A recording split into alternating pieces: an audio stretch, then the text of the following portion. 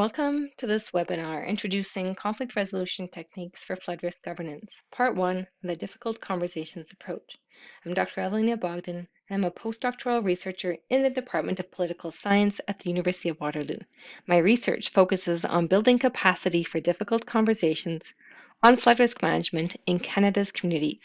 Examples of difficult conversations regarding flooding are restricting floodway development, relocating homes, flood maps, among others. Flooding issues are embedded in complex social and political contexts, and therefore traditional problem-solving approaches, which tend to rely mostly on scientific evidence and cost-benefit analysis, considered to be hard skills, are insufficient for solving flooding issues. In Canada, traditional decision-making processes tend not to provide opportunities for sufficient interaction among stakeholders in order to understand different views or values. The social dimensions need to be addressed in ways that acknowledge the psychological and emotional aspects of flooding issues, which often underlie conflict and create barriers. The importance of interpersonal or soft skills, such as sensitivity, compassion, and trust, to navigate the complexities of flooding are highlighted by Davis and colleagues in an article in Water News, as you can see here. The purpose of this webinar series is to introduce conflict resolution techniques to enhance interpersonal skills and create more meaningful dialogues between stakeholders about the challenges of addressing flooding issues. To begin, I will describe why addressing flooding issues are so challenging, and then briefly introduce the first conflict resolution technique, the difficult conversations approach. I will also provide information about how you can gain more in-depth knowledge about this technique. At the end of this webinar, you'll be able to briefly describe the difficult conversations approach and the main steps. I'll also note other conflict resolution techniques that will be featured in this webinar series.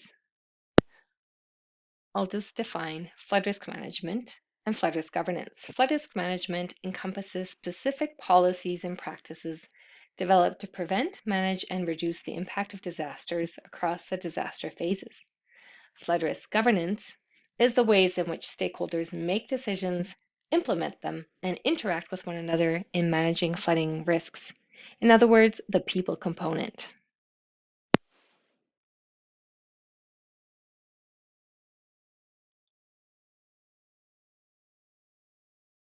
Flood risk management is challenging because it touches on core values of property rights, public safety, and economic security.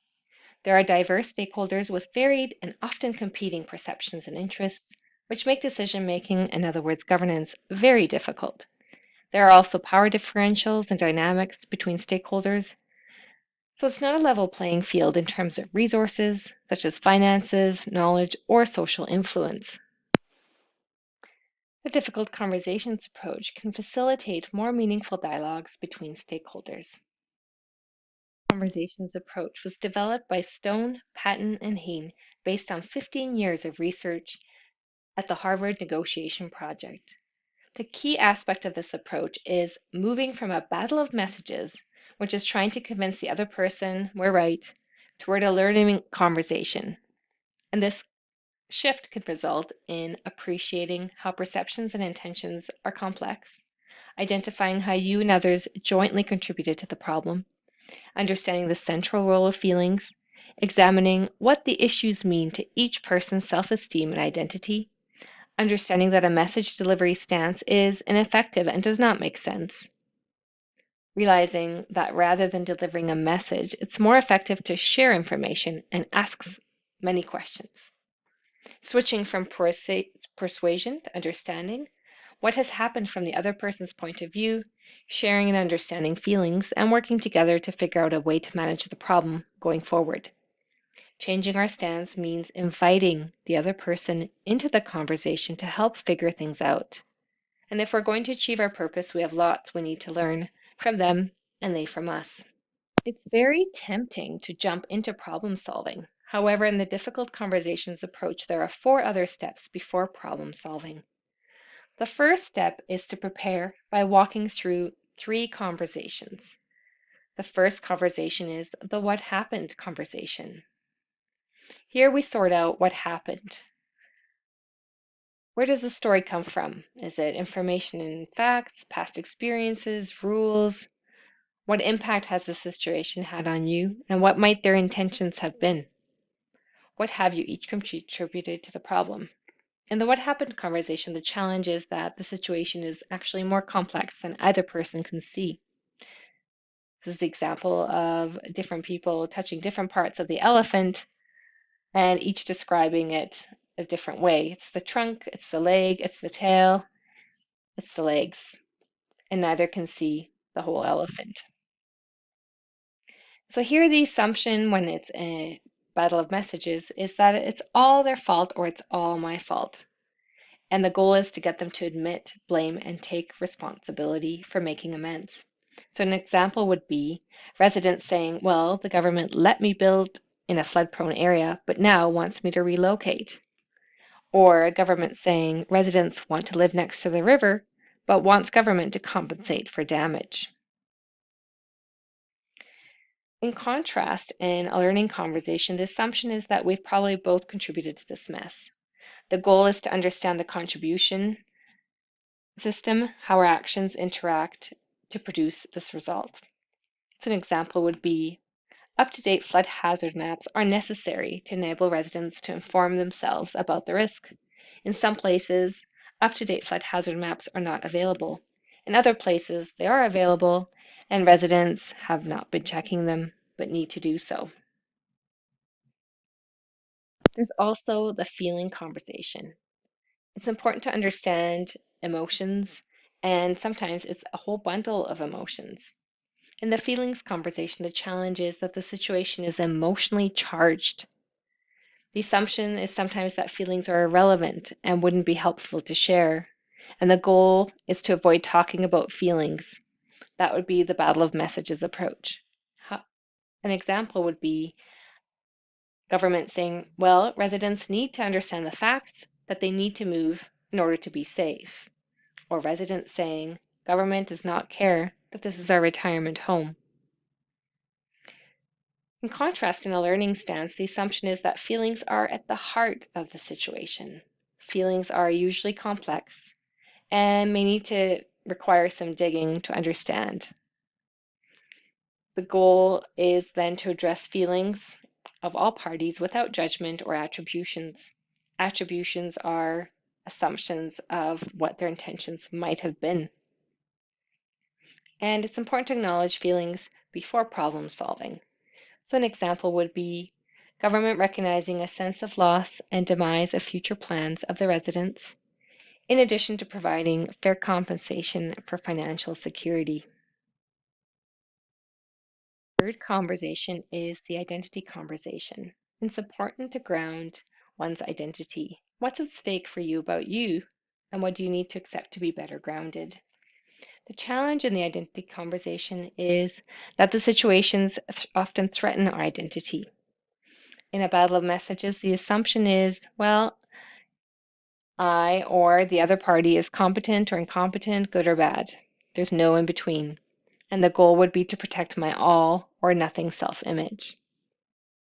Example would be residents saying, our community has been here for generations. This is who we are, and we are not going anywhere. Or government saying, we are the experts, and you need to move. In contrast, in a learning stance, the assumption is that there may be a lot at stake psychologically for both parties. Each is complex and neither is perfect. And the goal would be to understand the identity issues on the line for each party and to build a more complex image to maintain a better balance. Example would be acknowledging that a sense of place and neighborhood connections are important for psychosocial well-being. The government recognizing that it will take time to adjust and will assist residents in their relocation process of the entire neighborhood. But also residents acknowledging that there's a need to move in order to be safe and that things do change. Nothing stays the same. You need to check your purpose and decide whether to raise the issue. What do you hope to accomplish by having the conversation? This requires a shift of stance to support learning, sharing, and problem solving. And also deciding, is this the best way to address the issue to achieve the purpose? Step 3 is to start from the third story. This is to describe the problem as the difference between stories of the parties. Include all viewpoints as a legitimate part of the discussion. Share one's purpose and invite the others to join you as a partner in sorting out the situation together. Step 4 is to explore their story and yours. Listen to understand their perspective on what happened and ask lots of questions. It's important to acknowledge feelings behind the arguments and accusations, to paraphrase, to see if you really understand, and to try and unravel how we got to this place. It's important to share viewpoints, past experiences, intentions, and to reframe, reframe, reframe in order to keep on track. And step 5 is problem solving, which requires inventing options that meet each side's most important concerns and interests, and to look to standards for what should happen. Example of standards would be building codes, bylaws, regulations, and to also talk about how to keep communication open as you go forward. You can learn more about the difficult conversations approach by reading the book and similar books that you see on this slide. Has a program on negotiation, as do many other universities, including a conflict management certificate program at the Conrad Grebel College in conjunction with the University of Waterloo. Now, if you're not ready to enroll in one of these classes, you can always just visit the website. For example, Harvard's website, pon.harvard.edu, has excellent teaching materials and publications. The teaching materials include role simulations, case studies, and videos, as you can see here. If you're looking for a role-playing game on flooding in the Canadian context, there is the Flood Resilience Challenge game designed by me and Heather Murdoch, who's a hydrotechnical engineer and flood risk specialist at Northwest Hydraulic Consultants. The Flood Resilience Challenge game is designed to strengthen the stakeholder capacity for collective decision making. The game achieves this purpose by increasing flood literacy, fostering social learning, which occurs when individuals are able to look beyond their individual perspectives and interests and start to shift towards more shared and collective well-being, to work towards mutually acceptable solutions, and also creating a safe space for exploring risk management and communication strategies. The Flood Resilience Challenge game is available in an in-person as well as an online version. This game has been tested in workshops and found to be a successful educational and engagement tool with decision makers from various levels of government and NGOs, as well as public session and in academic settings. You can learn more by visiting frcgame.com. And you can read some of the quotes here from participants of those workshops. Other conflict resolution techniques that are covered in this webinar series are nonviolent communication developed by Marshall Rosenberg, safe negotiation, outrage and opposition strategies by the International Association for Public Participation, or IAP2, The Circle Way, and stretch collaboration developed by Adam Kahane. You can check in on frcgame.com for the release of the next webinar. For information, contact me at ebogdan@uwaterloo.ca. Thank you and see you next time.